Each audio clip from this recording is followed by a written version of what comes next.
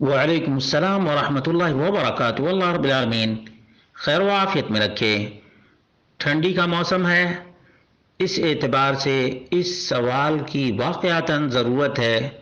بہت سے برادران اور بہت سے خواتین و حضرات اس مسئلے کو نہیں جانتے، جس کی وجہ سے بعض دفعہ مشکل کا بھی شکار ہوتے ہیں۔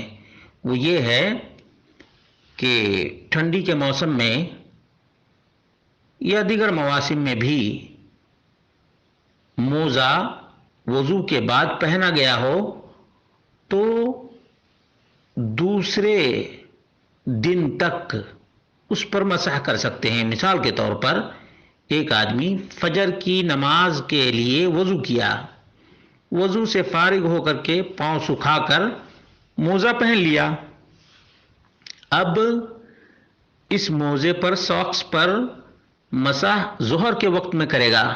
فجر کے وقت میں تو پہنا ہے، وضو کر کے پہنا ہے، اب ظہر کے وقت میں مسح کیا فرسٹ ٹائم، کل ظہر تک بیچ میں جتنی بھی نمازیں ہوں گی، جتنے مرتبہ وضو کرے گا، اس ساکس پہ مسح کر سکتا ہے۔